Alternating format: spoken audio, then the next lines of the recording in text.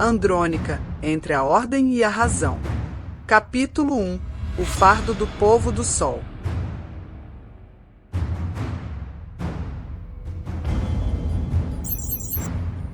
Na escuridão da noite, um grupo destemido de caçadores regressava à sua aldeia.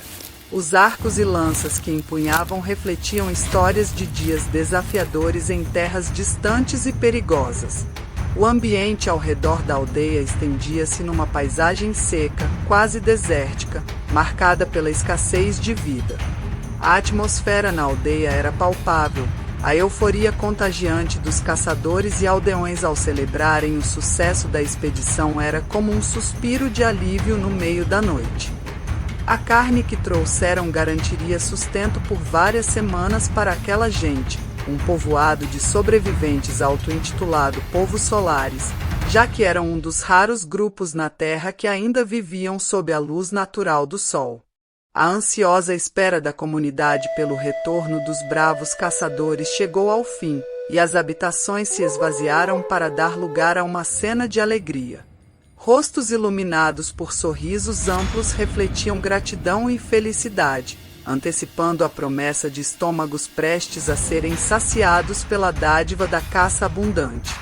Enquanto crianças corriam, dançavam e riam, contagiadas pela efervescência da celebração, os idosos, com olhos brilhantes e expressões de alívio, testemunhavam a continuação da tradição vital para a sobrevivência do povo Solares. O líder dos caçadores erguia uma das presas em triunfo, não apenas como a conquista de animais selvagens, mas como a renovação da esperança, uma prova de que eles tinham força e vontade para sobreviver. Mas, mesmo assim, um pouco mais afastado do centro da aldeia, o clima de festividade parecia se romper como um profundo abismo. Ariadne, uma habilidosa arqueira, permanecia envolta em sombras de preocupação. Um velho amigo, ao notar a ausência de Ariadne, dirigiu-se a ela na tentativa de dissipar sua melancolia. O que está acontecendo, Ariadne? Não entendo como não consegue se alegrar. Você foi quem mais abateu presas na caçada. Os jovens te admiram, eles estão lá contando as histórias da brava caçadora Ariadne. Ariadne, com seus olhos fixos no horizonte, respondeu com um tom pesaroso.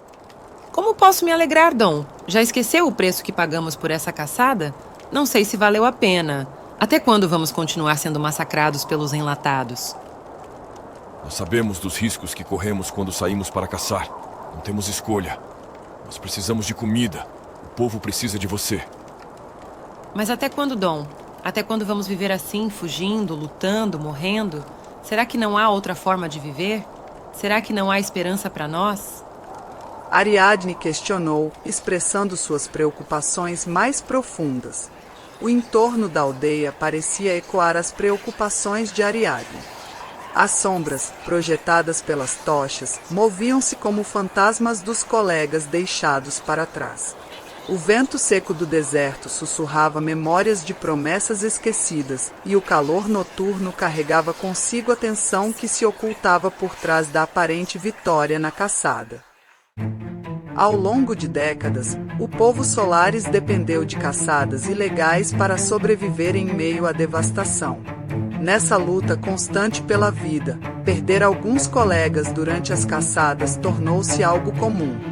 Ariadne, mesmo com vasta experiência em caçadas, enfrentava uma enorme dificuldade em aceitar essa realidade cruel.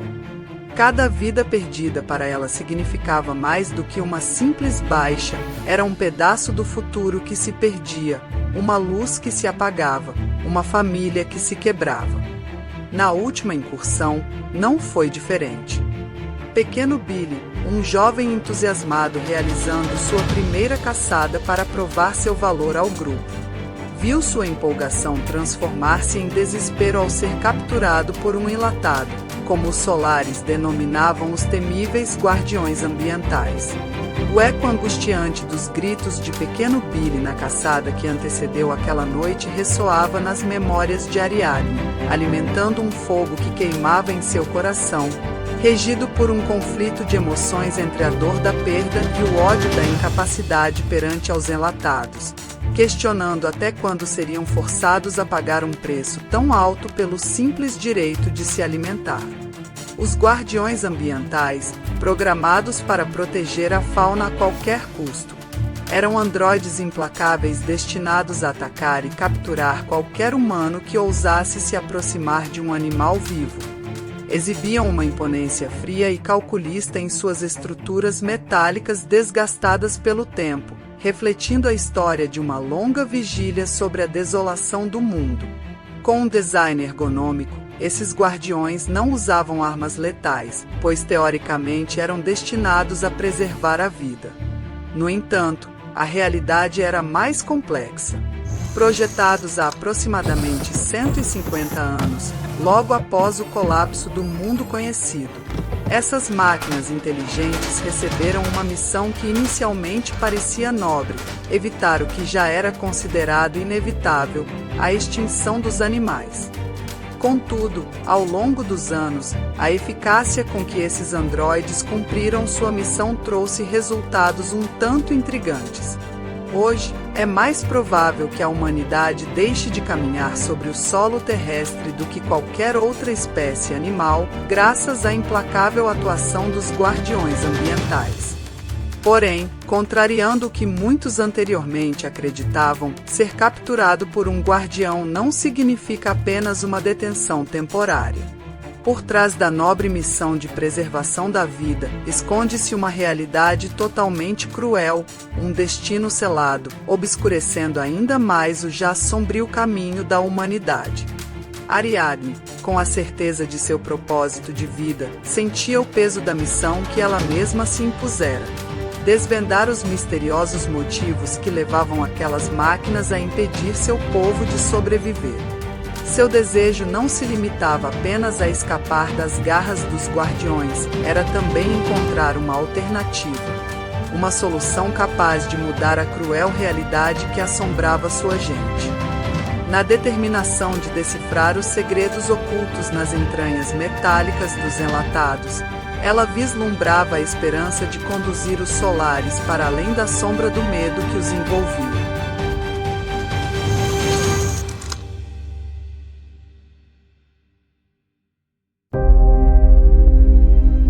Capítulo 2 – O colapso.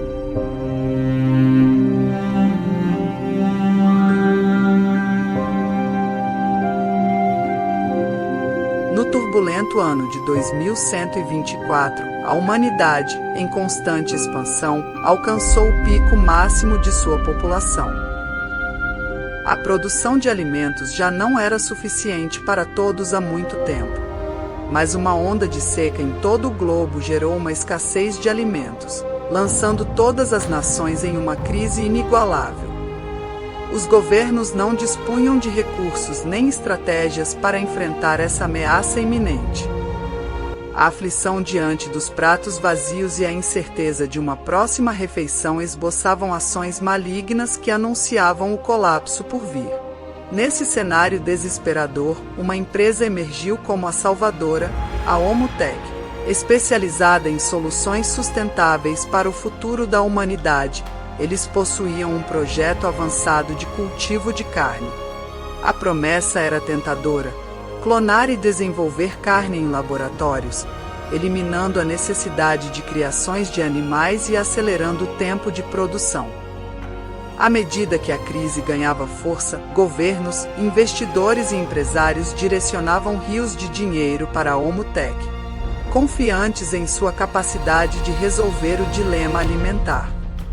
Entretanto, quando a crise atingiu seu ápice, a verdade cruel se revelou. As instalações da Omutech estavam muito distantes de atender às necessidades globais. Na prática, mal conseguiam suprir 5% da população. A esperança que todos depositavam nessa solução desmoronou, mergulhando o mundo em um abismo de desespero e incerteza. A atmosfera de tensão tomou as ruas e os lares de todo o globo, enquanto a humanidade se via à beira do colapso total. Num cenário que beirava o apocalipse, algumas dezenas de fortalezas secretas já estavam dispostas pelo mundo, aguardando silenciosamente o momento do caos. Essas construções maciças haviam sido erguidas às sombras da sociedade e foram apresentadas ao mundo sob o nome de abrigos Renascer. O CEO da Homotech, Sr. Evander Drake, figura que naquele momento já detinha o título de homem mais poderoso do mundo, fez um pronunciamento destinado à população geral. Cidadãos do mundo, é com um coração pesaroso que faço este pronunciamento em nome da Homotech. A crise que enfrentamos é incomparável em sua magnitude, um teste severo para toda a humanidade. Neste momento crucial, compartilhamos a dolorosa realidade de que, atualmente, nossos recursos só nos permitem oferecer suporte a uma fração da população. Sorteios aleatórios foram realizados para definir quem serão os primeiros privilegiados a receberem nossas assistências. Entendemos o impacto dessa notícia e somos solidários aos que se encontram angustiados e temerosos. Estamos comprometidos, com todas as nossas capacidades e recursos, a trabalhar incansavelmente para ampliar nossa produção e capacidade de atendimento. A Homotech não poupará esforços para que, em breve, possamos abranger a totalidade daqueles que necessitam de auxílio. No entanto, diante da urgência da situação, precisamos pedir a compreensão e colaboração de todos. Aos selecionados para essa primeira assistência, pedimos que se dirijam aos abrigos Renascer. Lá, encontrarão todo o amparo, recursos e proteção necessários que as indústrias Homotech podem oferecer. Estamos empenhados em fornecer o melhor suporte possível. Este é um capítulo difícil em nossa história, mas juntos, como uma comunidade global, enfrentaremos o desconhecido. Em seguida, foi apresentada a lista dos escolhidos para compor os supostos abrigos Renascer.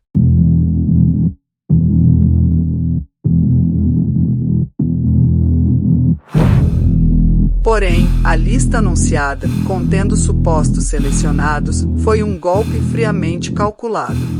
A verdade era que os reais escolhidos já estavam protegidos nas fortalezas há semanas. O anúncio serviu como um gatilho para o desespero generalizado. O pânico se espalhou como fogo. A população, movida pelo medo, mergulhou numa onda de saques, inicialmente direcionados a lojas e supermercados. Rapidamente, os grandes estoques de alimentos em todo o mundo foram esgotados. Em seguida, uma guerra civil eclodiu, com pessoas invadindo propriedades em busca de comida. Fazendas tornaram-se campos de batalha sangrentos, à medida que a humanidade se afundava no abismo da sobrevivência a qualquer custo. Nesse momento, o mundo já desprovido de regras e leis, as estruturas que antes garantiam a ordem desmoronaram, dando lugar a um caos desenfreado. As Forças Armadas, outrora símbolos de poder e proteção, reduziram-se a meras sombras de sua grandeza, agora atendendo exclusivamente à segurança de governantes e empresários que ainda contavam com recursos. Em meio à escassez de alimentos, a sociedade mergulhou numa voracidade impiedosa pela sobrevivência. O desespero tomou conta das pessoas, levando-as a atos terríveis e impensáveis. Animais de estimação, que antes eram amados membros da família, foram sacrificados cruelmente numa tentativa desesperada de conseguir um pouco mais de comida. O olhar triste e confuso desses animais expressava a traição que sentiam ao serem executados por aqueles que deveriam protegê-los. A selvageria não parou por aí. Animais selvagens que antes viviam em liberdade tornaram-se alvos de caça desenfreada. Homens armados, motivados pela fome, caçavam sem piedade, destruindo a natureza que antes era exuberante. O som dos tiros ecoava, transformando as paisagens em campos de batalha onde a natureza era perdedora. Quando não havia mais animais para caçar, a humanidade, afundada em desespero, chegou ao seu ponto extremo, o canibalismo. Pessoas famintas recorreram a comer carne humana para sobreviver. A linha que separava a necessidade de sobreviver da barbárie desapareceu completamente. Os relatos assustadores dessas ações se espalhavam pelas ruínas das cidades. Pessoas famintas e desumanizadas se voltavam umas contra as outras, em busca desesperada de algo para comer. O cheiro de carne humana cozinhando em fogueiras improvisadas pairava no ar, misturando-se com o cheiro da decadência que se espalhava pelas ruas. Aqueles que conseguiam sobreviver se adequavam a esses atos sombrios, onde a dignidade humana desaparecia em meio a mordidas desesperadas e olhares vazios. Ossadas humanas se espalhavam pelas ruas como lembranças sombrias de banquetes macabros, marcando o ponto mais baixo da civilização. Nesse cenário de trevas, o desespero não apenas afetava os corpos das pessoas, mas também sua humanidade, deixando para trás uma série de horrores que desafiavam qualquer compreensão moral. A paisagem que se delineava assemelhava-se a uma obra apocalíptica, onde exuberantes áreas rurais e vastas florestas tornaram-se terrenos áridos, ecoando o vazio que a civilização deixou para trás. Nas cidades, os prédios abandonados, outrora testemunhas da gloriosa vida urbana, agora desmoronavam em ruínas, erguendo-se como monumentos decadentes ao colapso. A violência, uma sombra permanente, infiltrava-se nas ruas, transformando qualquer encontro ao acaso em uma batalha mortal. Os lamentos silenciosos das ruas refletiam o desespero que abraçava cada esquina. Pessoas famintas vagavam sem perspectiva de vida, seus passos arrastados ressoando como um lamento triste. Buscando desesperadamente qualquer vestígio de comida, elas se alimentavam de restos de carcaças ou qualquer lixo encontrado, criando uma sinfonia sombria de sobrevivência em meio à desolação. A descrença pairava no ar como uma neblina densa, obscurecendo qualquer vislumbre de esperança que um dia pudesse ter existido.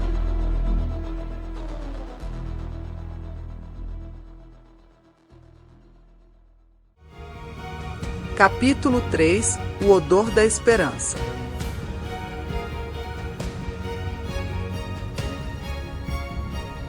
Na esperançosa aldeia do povo Solaris, Ariadne sentia um nó na garganta e uma angústia no peito. Havia-se passado um mês desde que ela e seus companheiros caçadores haviam retornado da caçada. Ela não conseguia tirar da cabeça a imagem do pequeno Billy, o garoto dos olhos azuis que ela havia ensinado a atirar com arco e flecha, sendo arrastado por um dos guardiões ambientais. Para o povo Solaris, a maior honra possível de se alcançar era se tornar um caçador. As novas teologias, que surgiram após o colapso da civilização, acreditavam que aqueles que se sacrificavam como caçadores seriam os verdadeiros recompensados nos reinos eternos. Aqueles que eram pegos nas caçadas recebiam celebrações em seus nomes, eram exaltados e lembrados como heróis. Mas a grande ironia era que a melhor dos caçadores não acreditava nisso. Ariadne nunca se conformou com a perda de seus companheiros, mas o pequeno Billy havia deixado-a mais perturbada do que nunca. Ele era um jovem rapaz que Ariadne havia treinado desde cedo, que tinha um sorriso inocente e uma coragem admirável. Ela se sentia responsável por ele, como se fosse sua irmã mais velha. Ariadne resolveu fazer uma visita a DCA 110, um presídio de segurança máxima que ficava a 4 quilômetros de Quantrópolis, uma das cidades renascidas que abrigava milhares de privilegiados. Era para esse presídio que os enlatados levavam os humanos capturados em sua região para um destino cruel. Ariadne passou o dia inteiro dando voltas e voltas ao redor do presídio, mas não encontrou nada além de muralhas de concreto e metal. Ela escutava gritos vindo de dentro do presídio, pareciam estar longe, eram abafados pelas grossas paredes. Não dava para tentar se comunicar, os gritos eram incompreensíveis e não eram constantes, mas Ariadne percebeu que havia no mínimo 3 pessoas lá dentro. Ela buscava uma brecha, uma ideia de como violar aquela fortaleza e resgatar aquelas pessoas. Mas sem uma solução e já sem esperanças, só restou para Ariadne o caminho de volta para casa. Na aldeia do povo Solaris, Ariadne descontava sua raiva em seus treinos com o seu arco. Treinava incansavelmente, aperfeiçoando a sua mira, a sua força, a sua velocidade. Ela estava obcecada em destruir os enlatados, em vingar os seus amigos, em libertar o seu povo. Não se importava com mais nada, nem com seu bem-estar, nem com a ética e muito menos com os que a contrariavam. Ela só se importava com o seu objetivo. Seu jeito começava a assustar seus colegas caçadores, que viam nela uma mudança radical, uma sede de sangue. Eles tentavam conversar com ela, mas ela não aceitava.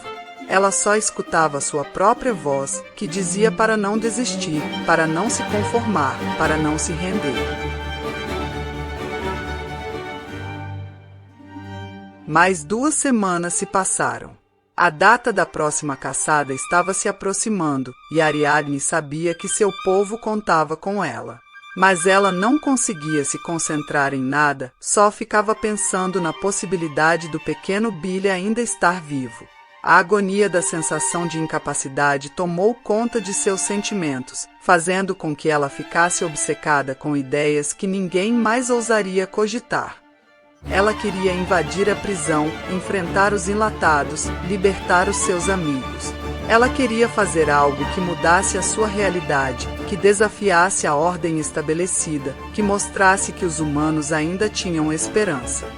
Ariadne conhecia o verdadeiro destino dos que eram capturados, mas ela se recusava a aceitar que seus colegas deveriam ser abandonados à própria sorte. E sentia uma vontade irresistível de tentar salvá-los.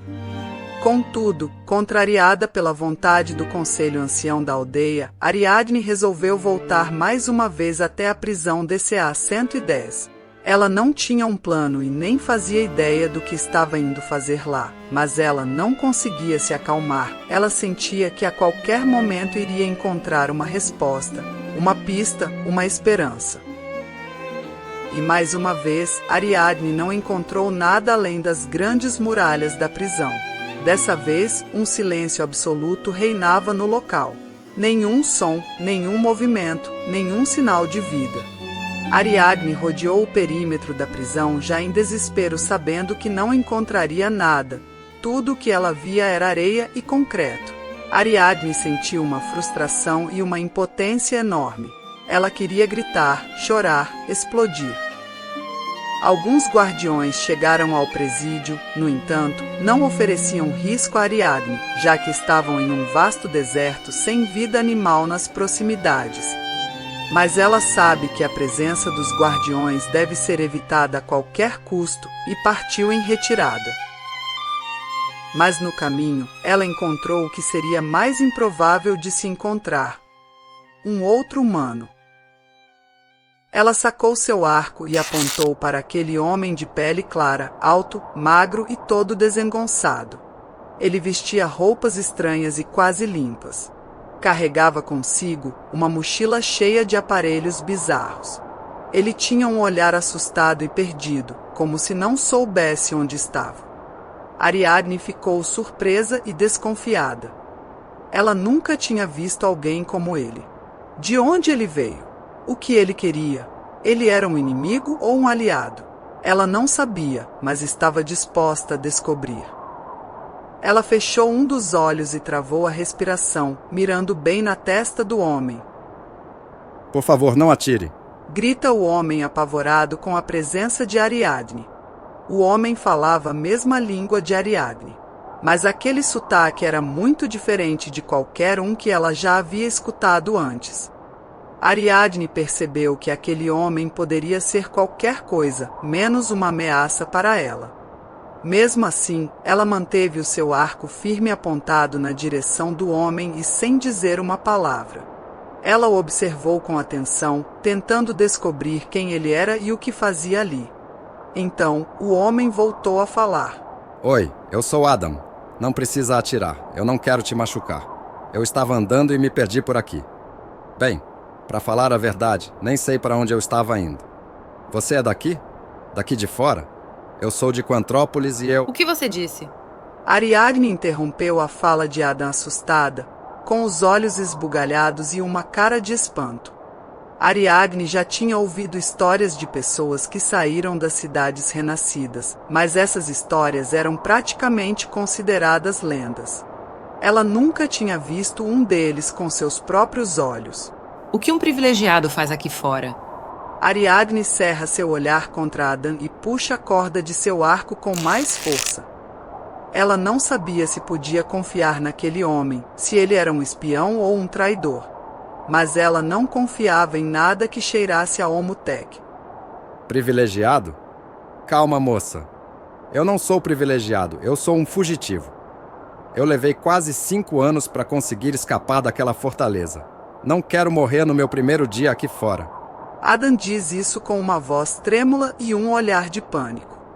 Ele parece sincero, mas também parece fraco e covarde. Você é o cara mais burro que já conheci. O que leva alguém a fugir do paraíso? Meu povo sonha com o dia em que aqueles portões vão se abrir para a gente. Adam, com um ar de decepcionado, responde. Eles não vão se abrir. Não vão? Por que não vão? Se essa foi a promessa. Ela diz isso com uma voz amarga e um olhar de desafio. Ariadne nunca acreditou que aqueles portões realmente fossem abrir, mas também nunca deixou de ser uma esperança para seu povo. Não vão porque a Omotec não quer que vocês entrem. O seu povo seria uma ameaça para a sociedade que a Omotec construiu. E aquilo lá não é um paraíso. Bem, para a grande maioria até é, mas acreditam nisso sob efeito de uma lavagem cerebral. Ele diz isso com uma voz indignada e um olhar de revolta. Ele sabe que aquilo lá é uma prisão e que ele foi um dos poucos que conseguiu se libertar. Ariadne olha para Adam com um olhar confuso. Ela não entende o que ele está dizendo, mas sente que ele está falando a verdade. Lavagem cerebral? Como assim? Ela pergunta isso com uma voz curiosa e um olhar de interesse. Ela quer saber mais sobre aquele mundo que ela nunca conheceu. Há muito tempo, quando a Omotec estava selecionando os primeiros privilegiados, o critério básico que todos deveriam ter eram ser pessoas facilmente manipuladas. Depois disso, todas as gerações que nasceram dentro das fortalezas foram moldadas rigorosamente nas ideologias da Omotec. Por mais que seu povo seja sofrido, vocês têm personalidades, temperamentos e diferentes opiniões. Lá dentro, eles não têm isso. São todos iguais. Um bando de gente vagando sem fazer nada e acreditando que são felizes. Suas ideias poderiam corromper a sociedade deles. Sem fazer nada, não plantam, não trabalham, não produzem, como vivem? Ariadne perguntou espantada. Ela não consegue imaginar uma vida assim, sem sentido e sem propósito. Trabalhar? Haha, não. Lá dentro é tudo robotizado e automatizado. A população só quer viver de músicas e substâncias alucinógenas. Os poucos que trabalham lá são para Omotec. Então, se lá dentro vocês são esses zumbis bisonhos que você está falando, como você sabe disso tudo? Como que um bisonho conseguiu escapar? Ariadne pergunta isso com uma voz desconfiada e um olhar de suspeita. Ela não sabe se pode confiar nele, se ele é um inimigo ou um aliado. Adam fica sem jeito, mas responde. Bem, eu trabalhava para eles. Eu era engenheiro de robótica. Adam diz isso com uma voz baixa e um olhar de culpa. Ele sabe que fez parte de algo que levou dor para o povo de Ariadne. Mas, diferente da reação que Adam esperava, Ariadne abre um leve sorriso malicioso e diz: Ótimo, você vem comigo.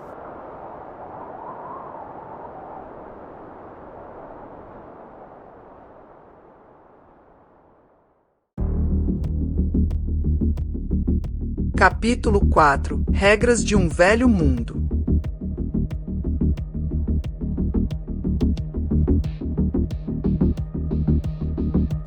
No ano de 2049, deu-se início à maior tragédia da humanidade antes do colapso. Com o avanço das inteligências artificiais, já era possível contar com androides altamente avançados. capazes de realizar as mesmas funções que qualquer ser humano pudesse executar, e as funções que os humanos não eram capazes de executar também. Os androides serviam os humanos nos campos, indústrias e até mesmo nos serviços domésticos.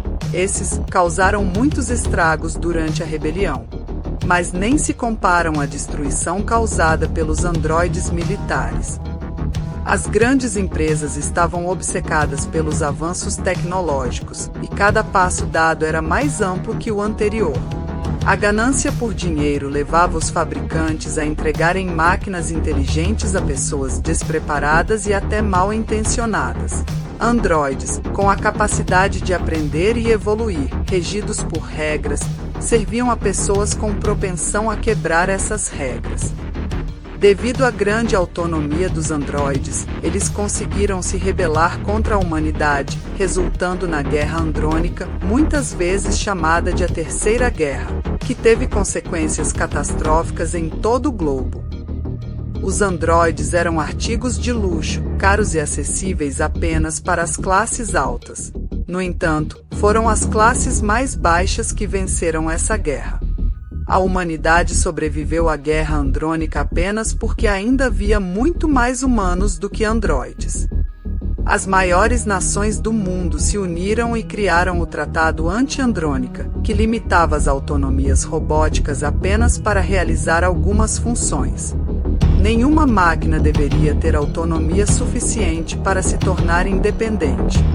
Quem quebrasse esse tratado estaria cometendo um crime contra a humanidade e estaria sujeito às piores condenações já existentes.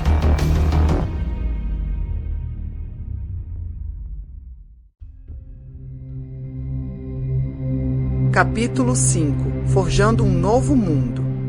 2124 foi o ano que trouxe consigo uma devastadora crise alimentar, mergulhando a humanidade em um abismo de desespero. A Homotech, inicialmente vista como a esperança para a escassez de alimentos, revelou-se incapaz de atender às necessidades globais. O anúncio dos abrigos Renascer, apresentado como um refúgio para poucos privilegiados, desencadeou o caos, levando a uma onda de saques, guerra civil e, por fim, a sociedade mergulhando em um estado de selvageria sem nenhum tipo de limite. A humanidade fora dos abrigos Renascer, desesperada de fome, quase que levou todas as espécies de animais à extinção. Em seguida, ela mesmo quase se extinguiu da forma mais brutal possível. Em contraste, dentro dos abrigos Renascer, que na verdade eram fortalezas impenetráveis, uma realidade distinta se desenrolava. Aqueles considerados privilegiados viviam em um oásis de paz e abundância, cercados pelo que de melhor a tecnologia poderia oferecer. No entanto, essa aparente utopia estava isolada do mundo exterior, desconectada da miséria que assolava as terras além de seus muros. Eram os detentores de um conforto despreocupado. À medida que a humanidade se dizimava do lado de fora, as fortalezas não apenas resistiam, mas ganhavam espaço para expandir seus muros. Deixaram de ser apenas abrigos e passaram a se chamar cidades renascidas. Contudo, convites para adentrar esses bastiões tecnológicos nunca foram estendidos a mais ninguém. Em 2136, 12 anos após o início do colapso, com mais de 95% da população externa já dizimada, os poucos sobreviventes começaram a se reorganizar em pequenos povoados, a maioria vivendo do cultivo de plantações, mas alguns povoados até conseguiram desenvolver criações de pequenos animais. No entanto, quando os poucos sobreviventes começaram a enxergar uma ponta de esperança, entrou em ação o ambicioso plano da Homotech, que aguardava ansiosamente a extinção da raça humana fora das muralhas. Especialista em genética e clonagem, a empresa de tecnologia se preparava para trazer à vida praticamente todas as espécies que haviam sido extintas durante o colapso. E até algumas outras espécies que também desapareceram nos últimos 100 milhões de anos. O Sr. Evander Drake, CEO da Homotech, tinha o propósito de revitalizar o mundo. Mas sua ambição estava além de trazer animais à vida novamente. Ele almejava ser venerado como o Criador, um Deus moldando a vida à sua vontade. O futuro do planeta estava agora nas mãos da Omotech. No entanto, quando a empresa percebeu que os poucos recursos que sobraram na Terra eram suficientes para sustentar os pequenos povoados de sobreviventes, o Sr. Drake encarou isso como um problema. Como garantir que os humanos famintos do lado de fora não iriam devorar suas criações? Para resolver essa questão, eles sugeriram a criação da Tropa Gênesis para garantir um novo recomeço do mundo. Soldados especiais modificados tecnologicamente e destinados exclusivamente a eliminar o problema do Sr. Drake. A Omotech tinha um exército particular. Mas como haviam poucos soldados da ativa interessados em deixar o conforto das fortalezas, resolveram convidar veteranos para compor essa tropa, principalmente os que já estavam na reta final de suas vidas. Em troca, a Omotech garantiria mais longos anos de vida para esses combatentes.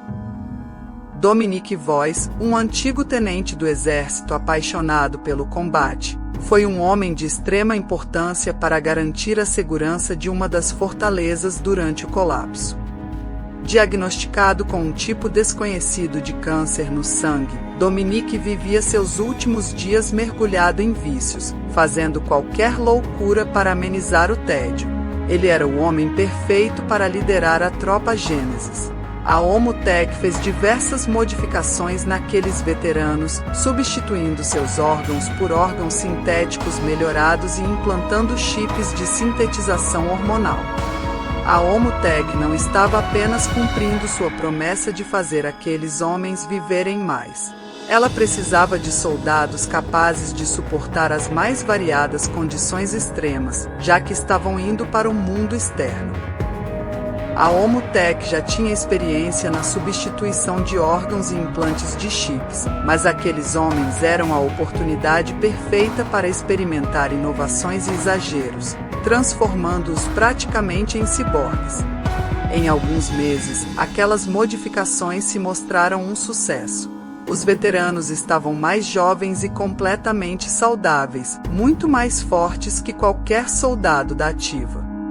Porém, nos últimos dias de preparação da Tropa Gênesis, um médico cientista detectou uma falha no processo de modificação dos soldados. Em algumas semanas, aqueles homens iriam começar a rejeitar os implantes. Seria muito custoso e uma grande humilhação desfazer o processo, e mais ainda se aqueles homens morressem ali. Com apenas poucas pessoas da cúpula da Omotech sabendo dessa situação, a solução foi antecipar a data da missão da Tropa Gênesis, enviando aqueles homens para que tivessem seu destino final bem longe dali. Com o plano da Tropa Gênesis tendo falhado, o Sr. Evander Drake fez uma nova sugestão: quebrar o protocolo anti-andrônica, o que gerou espanto e dividiu opiniões entre a diretoria da Omotech, já que a rebelião dos androides de 2049 havia deixado cicatrizes profundas na humanidade. Mas Drake convenceu a todos com um discurso que dizia que as regras de um antigo mundo não podiam ditar o novo mundo. Eles construíram uma sociedade que há 12 anos não precisou usar nenhum tipo de força militar. Eles poderiam abolir as armas e soldados. A segurança poderia ser feita por androides desarmados, e que já tinham muito mais tecnologia para medidas preventivas contra uma rebelião androide. Com o protocolo anti-andrônica quebrado, a Omotech iniciou seus planos de androides para a segurança das fortalezas, mas o principal eram os guardiões ambientais, para realizar o serviço que antes era da Tropa Gênesis.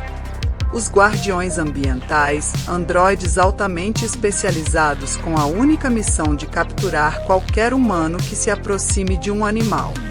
Esses androides deveriam ficar ativos até o momento que a população das cidades renascidas retornassem para o mundo exterior. Isso garantiria que os animais pudessem se reproduzir sem intervenção humana. Uma das exigências que parte da diretoria da Omotec fez para a aprovação da quebra do protocolo anti-andrônica foi que os androides não tivessem programação para matar. Por isso, presídios de segurança máxima foram construídos nas proximidades das cidades, tornando-se o destino temporário para aqueles capturados cometendo as infrações estipuladas pela Omotec. A princípio, muitos sobreviventes do mundo exterior, em um ato de desespero, permitiram-se ser capturados, acreditando que a vida na prisão poderia ser uma alternativa menos sacrificante. Pelo menos na prisão, havia a promessa de receber alimentos.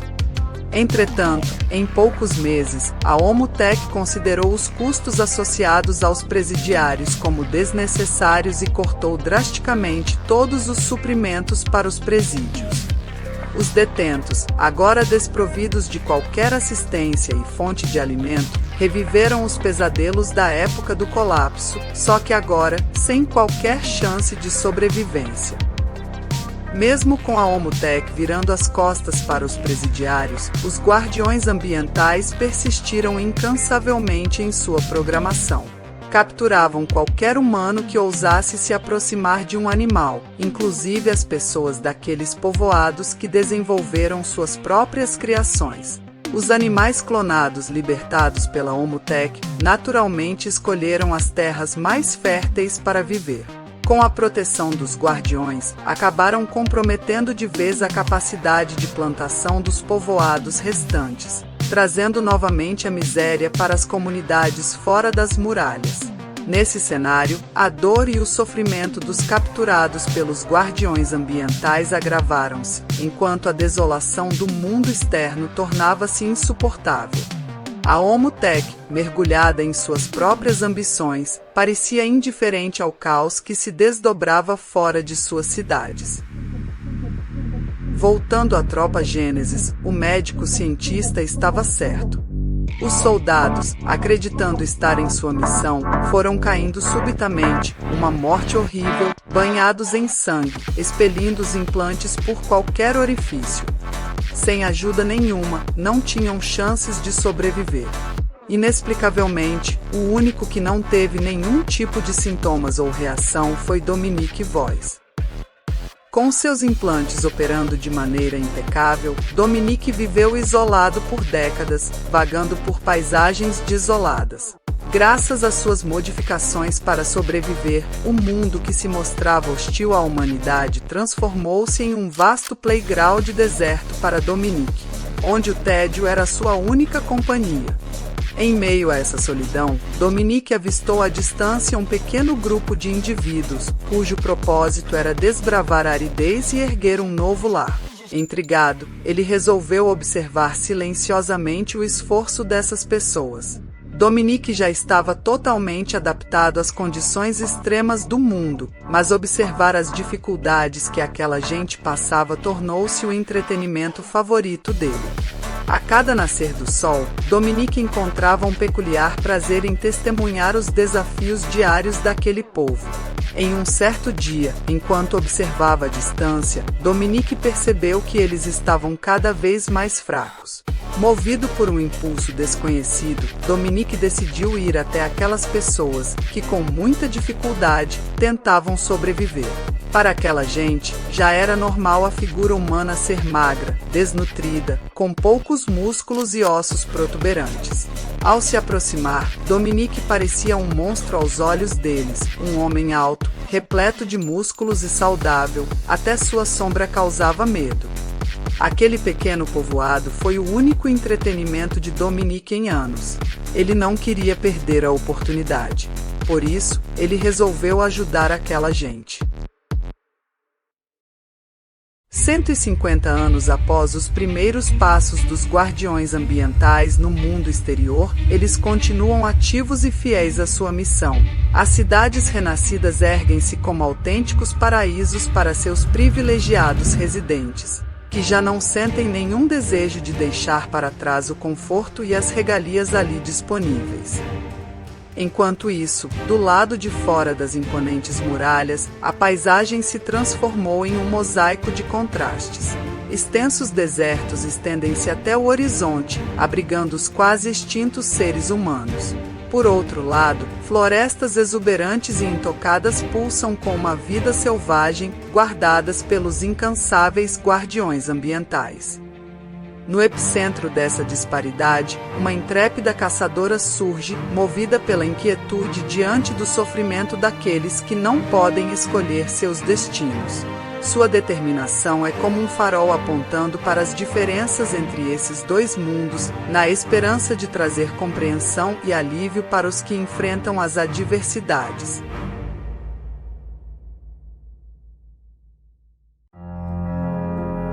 Capítulo 6 – A peça-chave.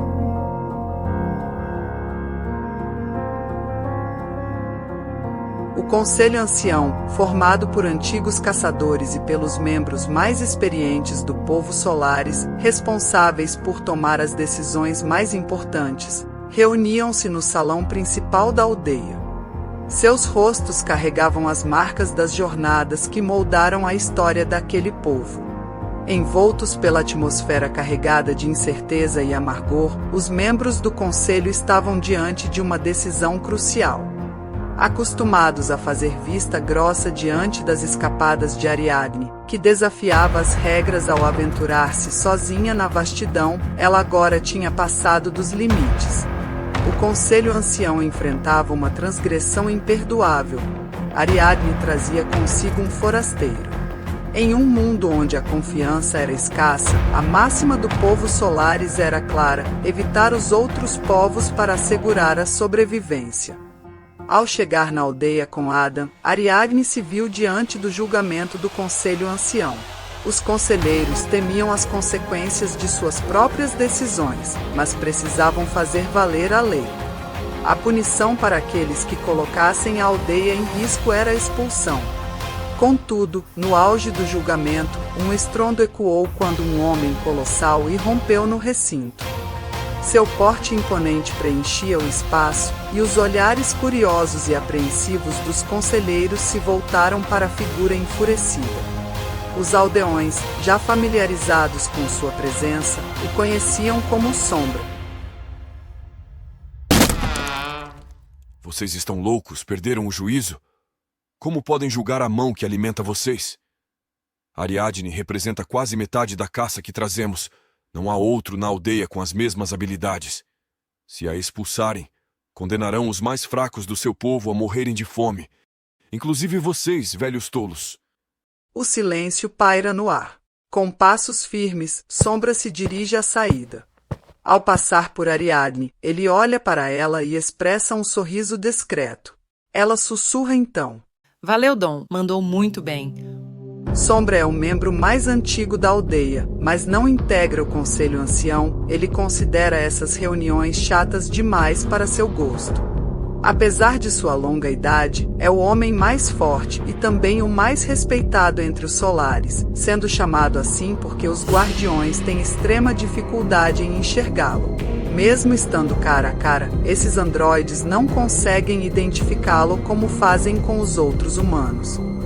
Normalmente, Sombra não se preocupa muito com as decisões do Conselho. Na verdade, ele não se preocupa nada, mas nutre um carinho especial por Ariadne.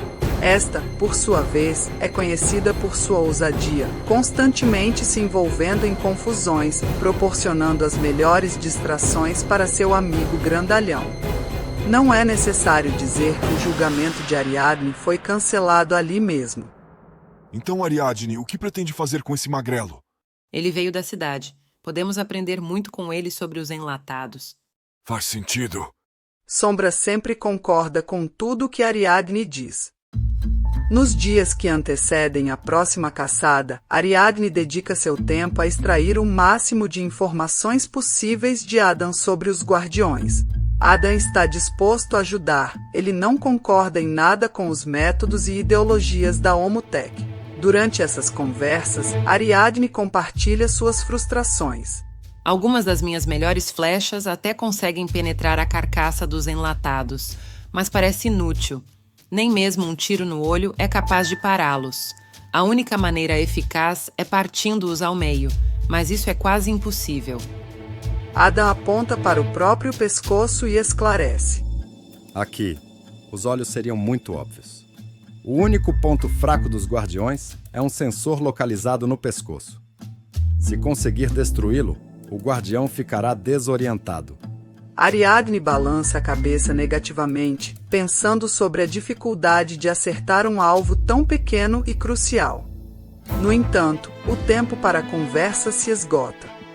Com os estoques de carne baixos e as plantações incapazes de sustentar a aldeia, eles precisam buscar comida. Armados com arcos e lanças, o grupo de caçadores parte em direção à floresta, encarando o perigo iminente. Antes de partir, Adam presenteia Ariadne com um fone comunicador, possibilitando que continuem a conversa durante a jornada. Antigamente, a caça era um desafio muito maior. Hoje em dia, a população de animais cresceu tanto que os guardiões não conseguem cobrir todas as áreas ao mesmo tempo. Às vezes, podemos até sair para caçar sem esbarrar com um deles, mas assim que encontramos um guardião, precisamos abortar a missão, pois ele chama reforços. Mas tome cuidado. Qualquer movimento em falso pode alertar um guardião. Ariadne responde com uma pontada de ironia. Ah, claro. Você acha que estou começando hoje? Durante 2 dias, a caçada transcorreu sem problemas, com os caçadores desbravando a floresta em busca de presas. Moviam-se com cautela, atentos a qualquer sinal de perigo. O sol surgia no horizonte, anunciando um novo dia de desafios e possibilidades. No entanto, ao amanhecer do 3º dia, a atmosfera tranquila foi rompida por uma emboscada cruel. O temido som das máquinas se aproximava de todas as direções.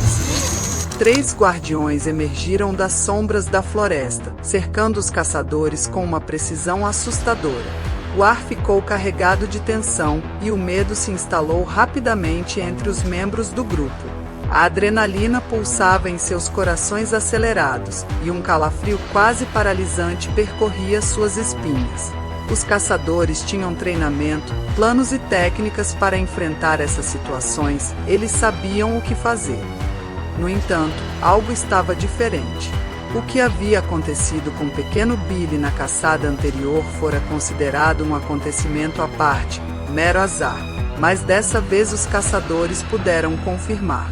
Os guardiões mudaram seus padrões, agindo de forma inesperada. Os jovens aspirantes a caçadores nunca portavam armas em suas primeiras incursões. Assim, os guardiões compreendiam que eles representavam menos ameaça aos animais e, portanto, os ignoravam, priorizando os caçadores armados. Estes tinham mais experiência e habilidade para lidar com os guardiões. No entanto, mais uma vez, os guardiões avançaram diretamente para cima dos novatos, sem dar-lhes chance de reação. Ariadne, em meio ao caos, clama por ajuda. Adam, preciso de você. Os enlatados pegaram os jovens. Isso não era para acontecer. Não consigo acertar a porcaria do pescoço dele. Por que estão atacando os desarmados? Acredito que estão aprendendo sobre você. Provavelmente entenderam que os humanos também se reproduzem. Se eliminarem os jovens, estarão eliminando as futuras ameaças. E agora? Eles estão levando os garotos! Ada responde, com serenidade. Ariadne, a programação pacífica dos guardiões não é tão pacífica assim. Eles são programados para capturar e levar seus prisioneiros vivos. Mas são capazes de fazer qualquer coisa para concluírem sua missão. A única maneira deles soltarem seus prisioneiros é se eles tiverem que impedir algo que esteja os impedindo de cumprirem sua missão. Mas lembre-se, são capazes de qualquer coisa.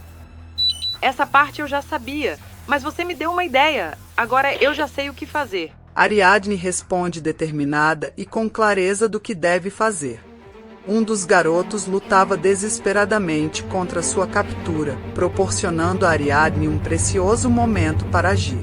Com agilidade e destreza, ela avançou e se lançou nas pernas do guardião, causando-lhe desequilíbrio e fazendo-o tombar.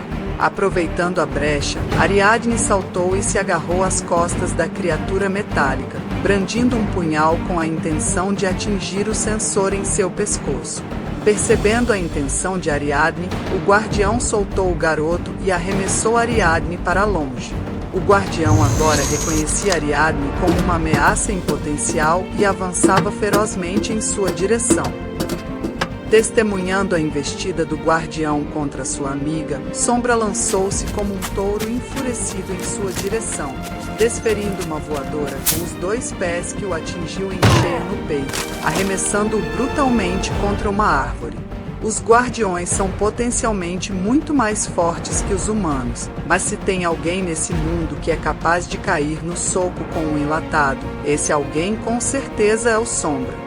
O guardião tentou revidar, mas como seu scanner tem dificuldade em identificar o grandalhão, Sombra conseguia desviar habilmente dos golpes. Por outro lado, cada soco que Sombra desferia ecoava através das árvores como se fosse uma marreta amassando um monte de latas. Após tantos golpes, o guardião ativou seu modo de emergência, desferindo um ataque surpresa contra Sombra. Um único golpe que foi suficiente para levar o gigante ao nocaute. Observando a luta com olhos afiados, Ariadne estava tão concentrada que sentiu o mundo ao seu redor desacelerar. Ela percebia a força do vento, a temperatura do ar e os sons da natureza à sua volta. Sua pulsação diminuía, uma respiração profunda acalmava seu corpo. Foi durante a queda de Sombra que ela vislumbrou o momento ideal.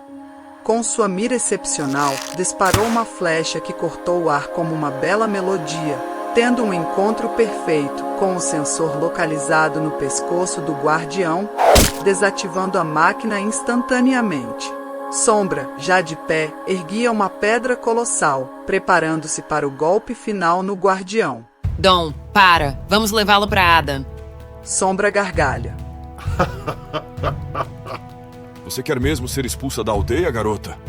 Tudo bem, vamos levar essa lata. Como já era esperado, a caçada foi interrompida, mas dessa vez, pelo menos recuperaram um dos prisioneiros e conseguiram a carcaça de um enlatado. Chegando na aldeia, Ariadne leva o guardião diretamente para Ada. Você realmente trouxe um androide para mim? Você é louca, mas eu tenho um plano. Consiga um animal vivo. Reúna seus melhores combatentes. O que acha de fazermos uma visita ao presídio? E eu que sou louca?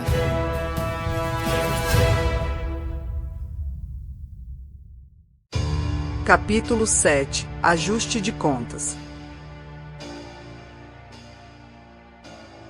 Apoiado por Ariadne, Adam revela para os Solares um ousado plano de invadir a cidade de Quantrópolis. Porém, Elisandra Nébula, uma conselheira anciã, se levanta e eleva o tom. Isso é uma farsa.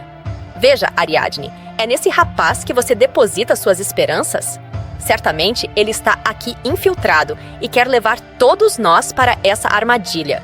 Ariadne tentou protestar, mas foi silenciada pelo veredito do conselho, que decretou a execução de Ada.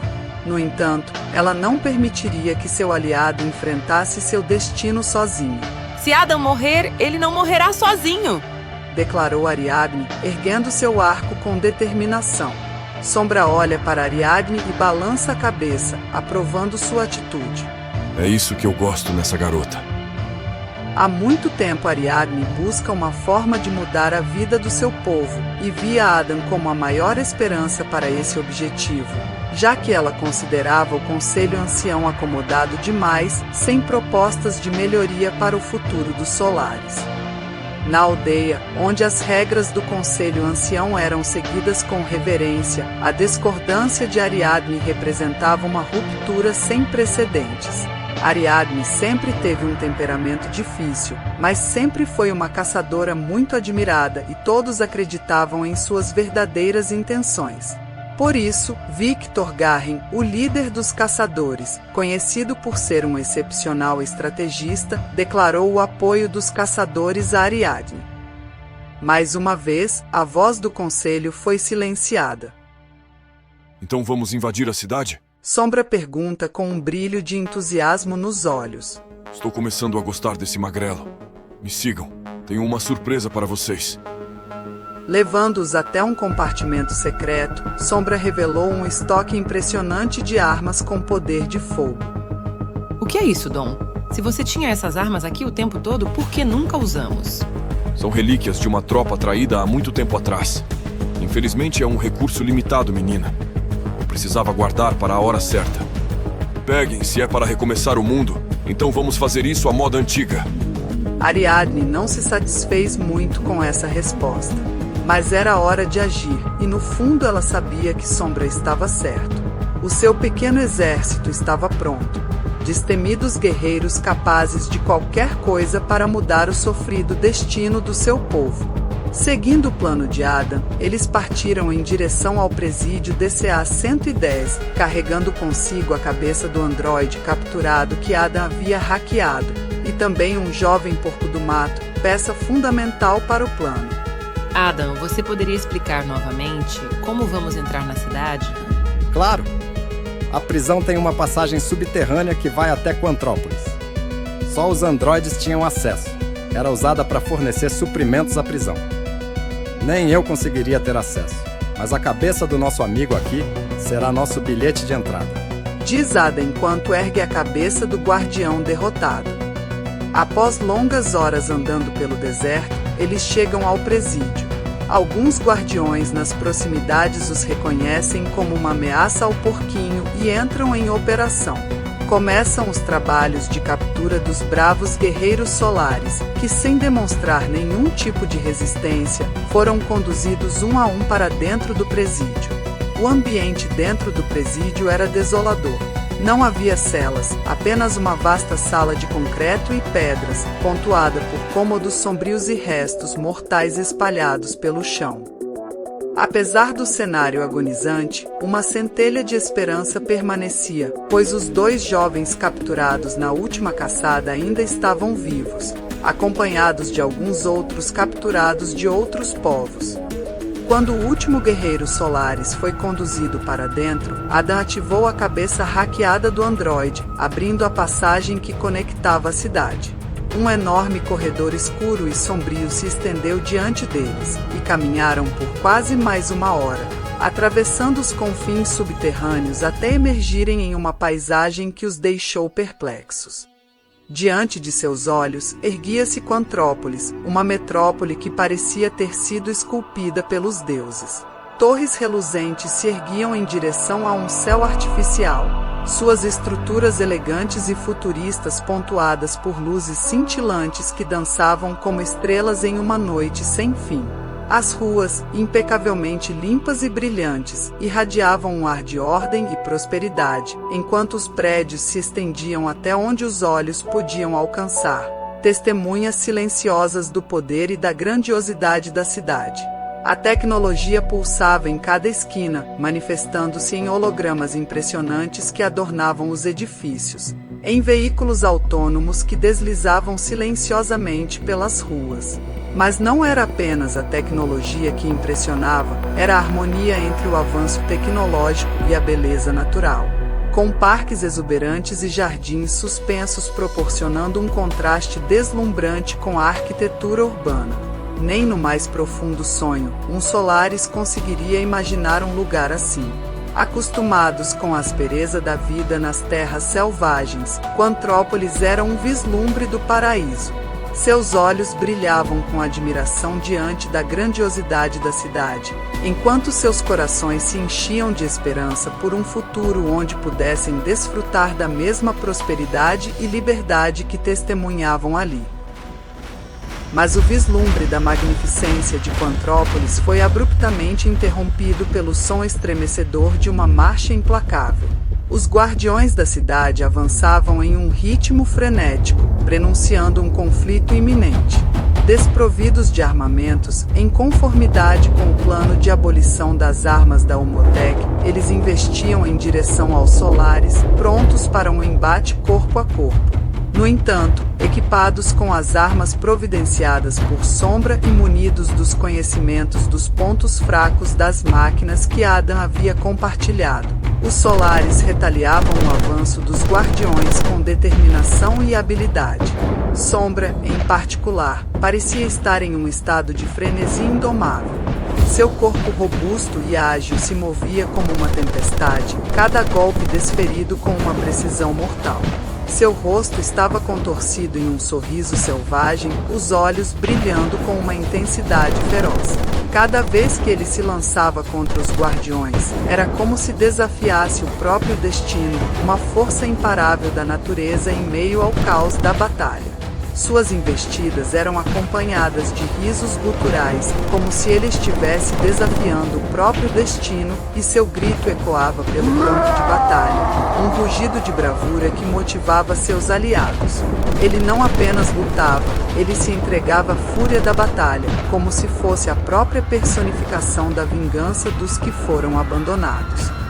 Os guardiões caíam como folhas em meio a uma tempestade, suas formas metálicas desabando no chão enquanto os gritos de desespero dos populares se espalhavam pela cidade. No entanto, mesmo com a coragem e determinação dos Solares, algo não estava fluindo bem.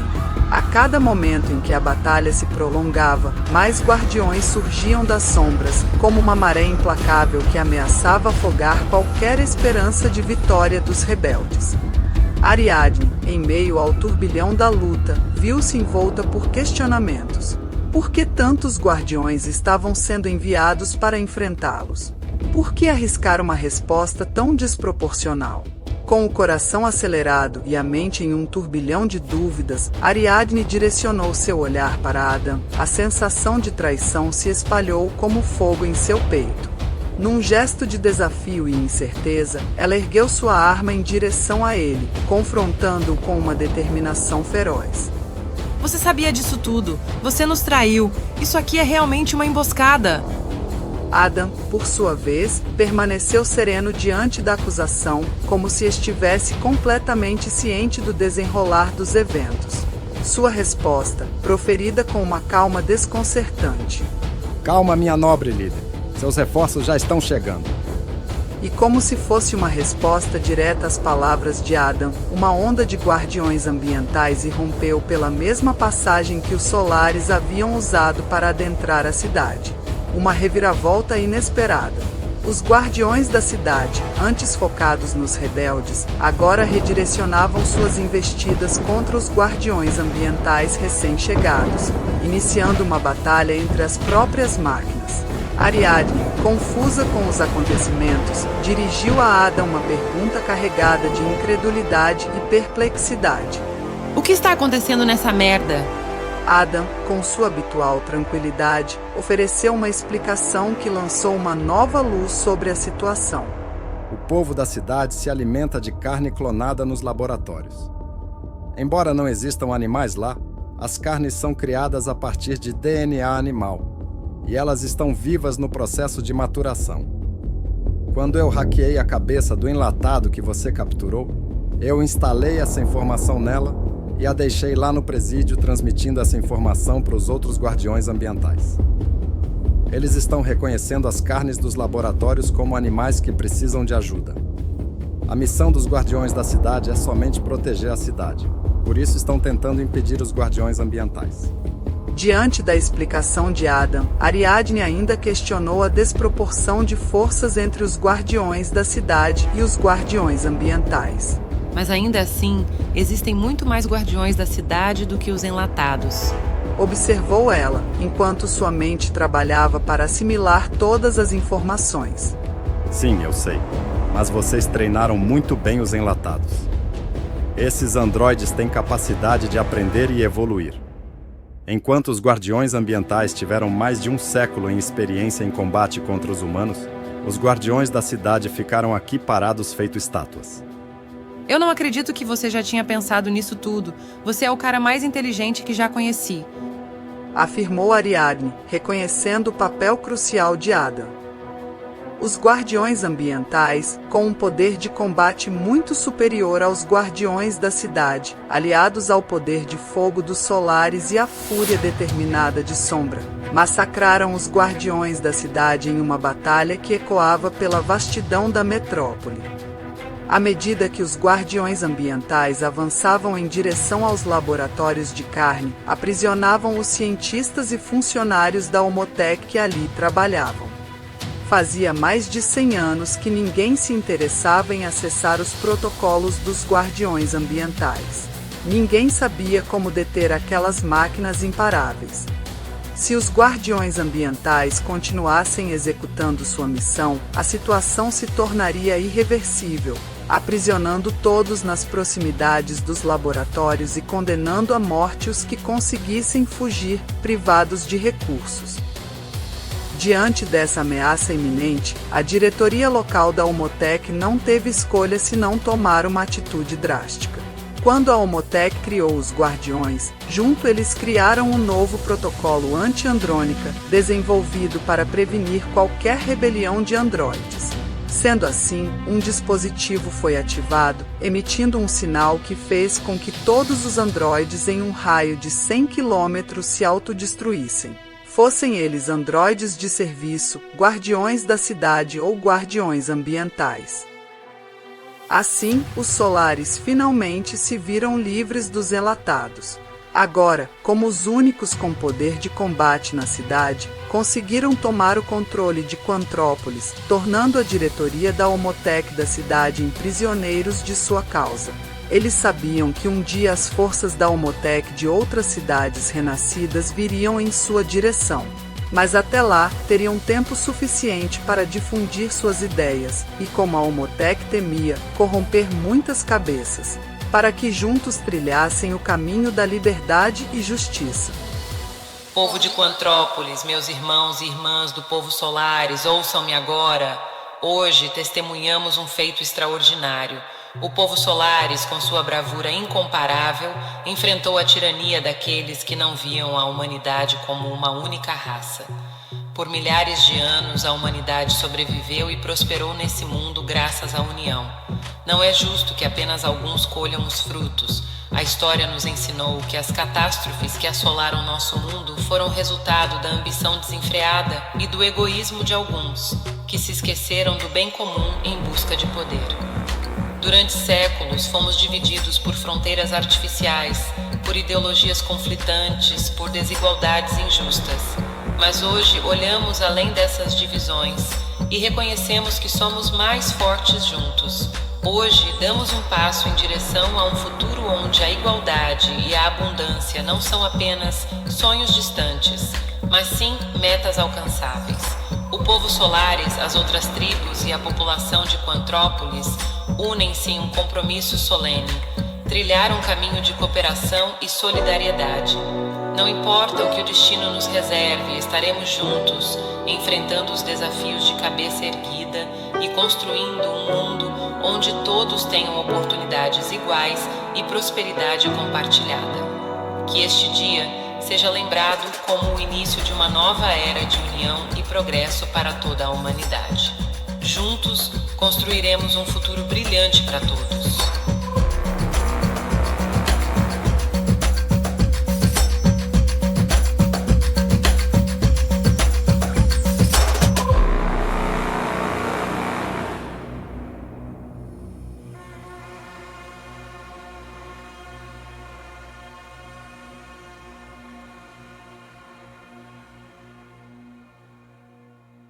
Andrônica, entre a ordem e a razão.